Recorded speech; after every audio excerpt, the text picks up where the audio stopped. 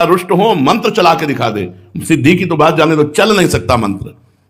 इसलिए उतरने की तो कल्पना मत करना, निरंतर सोचते रहो कि हम भगवान नाव में बैठ गए हैं, हरिवंश प्रताप नौका में बैठ गए हैं।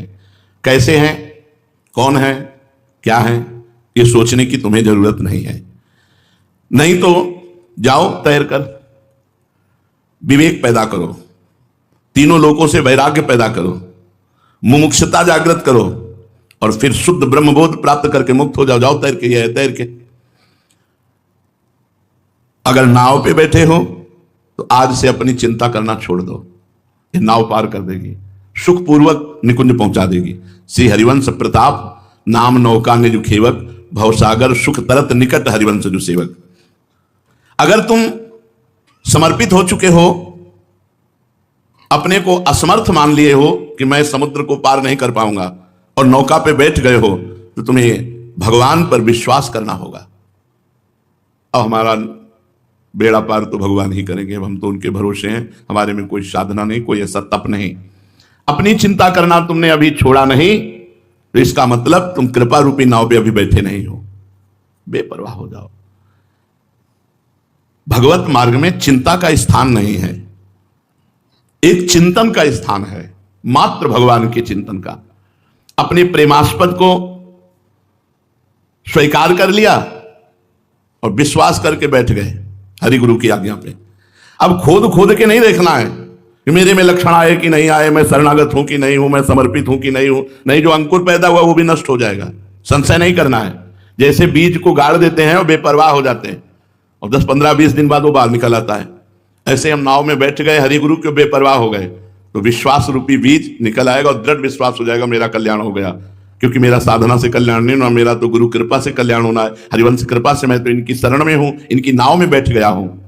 इस नाव में बैठने पर अनुकूल वायु चलती है। अनुकूल वायु, हमारा मन, हमारी बुद्धि, हमारा चित्त भगवान की तरफ बढ़ेगा। यदि गुरु कृपा नाव में बैठे हो, हरिवंश नाव में बैठे हो, तो तुम्हारी मन बुद्धि प्रतिकूल नहीं जाएगी, अनुकूल, अनुग्रह वायु, भगवान की कृपा अनुकूल की तरफ। अगर आपका प्रतिकूल की तरफ जा रहा है तो अभी नाव पे नहीं बैठे हो आप, अभी कहीं ना कहीं अहंकार लिए हुए हो, कहीं ना कहीं तुम बुद्धिमान हो, इसीलिए तुम्हारी बुद्धि तुम्हें धोखा दे रही। नहीं, बच्चे की तरह बैठ जाओ। इस नाव का जो मालिक है वो हर समय सतर्क सावधान रहता है, कहीं कहीं कोई बैलेंस ना बिगाड़ दे नाव का, वो संभालता रहता है। ये गुरु चरण की आन है, ये गुरु शरण की आन है। जो गुरुदेव के चरणों का आश्रय शरण लिए, माया उसे परास्त नहीं कर सकती। हां, हमें अनन्य होना पड़ेगा अपने इष्ट के, अपने गुरु के। हम एक द्वार पर पड़े रहें, हम अनेक द्वारों पे भटकने वाला स्वभाव हटाएं, एक द्वार पे पड़े। अब अनन्य होकर के हम, यही है नाव पे बैठना कि अब हमारा कोई अन्य आश्रय नहीं। जैसा एक संत को हमने देखा, हमारे कुछ दिन सेवा में आते थे, हित धाम में थे, तो एक दिन उनका चला ऐसे हटा तो देखा पूरे शरीर में उनके काले दाग बने हुए थे, डंडे के मोटे मोटे। अरे हमने कहा ये कैसे हो गया? उनका गुरुदेव ने कृपा की। यार कैसे गुरु हैं तुम्हारे इतना? बोले बस महाराज, गुरु जी के विषय में मत बोल देना कुछ। वाह यार, तुम्हारी गुरु निष्ठा धन्य है। गुरु पूरे शरीर में, पीठों फिर सब अचला खींच के हमने देखा, पूरे शरीर में काले दाग बने हुए थे। ऐसा लग रहा था जैसे रबड़ से मारा हो कि एकदम चिपक करके पूरे सब बने हुए थे। उनका गलती क्या हुई? बोले बिना गलती के भी मार सकते हैं, तो पूरा जीवन उन्हीं को समझ।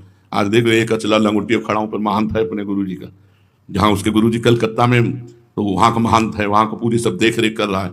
गुरुजन कसते हैं, इसलिए मन में कोई संदेह मत करो। हम आपसे कह रहे हैं, कितनी भी बड़ी गलती हो जाए, कुछ भी हो जाए, बस एक चीज कभी मत छोड़ना, मैं आपको नहीं छोड़ सकता।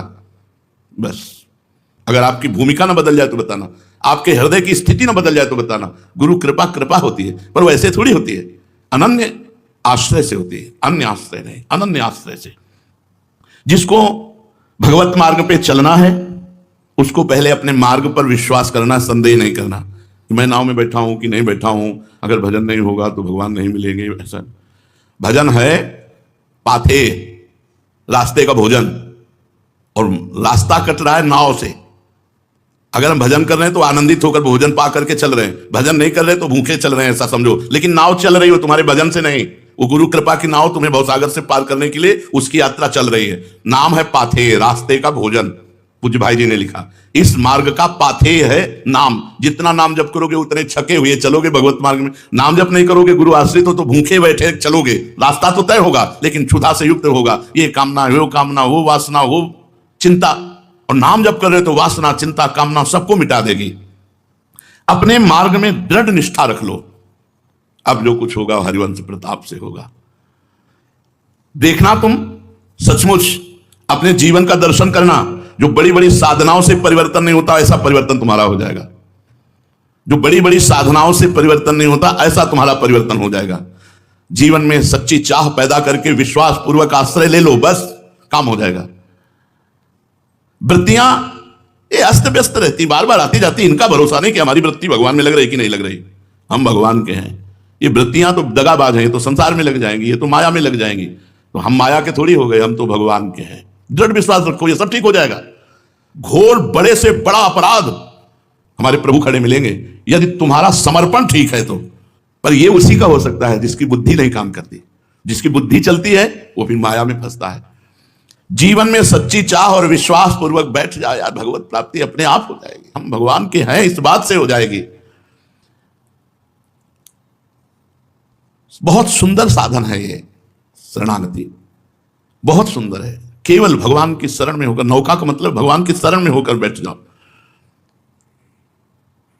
हम लोग क्या कर सकते हैं? हम जब देखा अपने को तो गिरा पाया, और जब प्रभु को देखा तो दौड़ते पाया।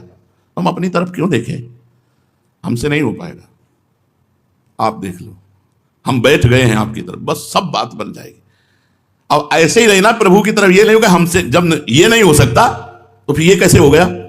अगर वो हो रहा था तो ये भजन क्यों नहीं हो सकता? चतुराई नहीं चलेगी, प्रभु से चतुराई नहीं चलेगी। हमसे कुछ नहीं होता तो शब्द याद कर लो, हमसे कुछ नहीं होता। जब नहीं होता तो फिर नहीं होता हमसे कुछ। अगर भगवान ने मिल जाए तो हमें बता देना, तुमसे कुछ नहीं होता, तुम्हें भगवान की प्राप्ति होगी। पर कुछ नहीं होता है, ये नहीं कि गलत आचरण हो रहे हैं और भगवत आचरण में कह रहे हो हमसे कुछ नहीं होता, फिर पिटोगे, फिर नरक जाओगे। कुछ नहीं होता तो कुछ नहीं होता। इससे बड़ा सिद्ध कौन है? जिससे कुछ ना हो उससे बड़ा सिद्ध कौन है? यही सिद्धावस्था है कि हमसे कुछ होता नहीं। यही सिद्धावस्था है कि हमसे कुछ नहीं होता। जो हो रहा है वो भगवान से हो रहा है। भगवान गलत आचरण की तरफ प्रेरणा नहीं देते, ध्यान रखना। जहां भगवान तो वहां सत्य है, सच्चिदानंदमय है, धर्ममय है। भगवान की नौका पर बैठे हो, ए भाई, थोड़ी सी गलती पूरे जीवन को नष्ट कर देगी।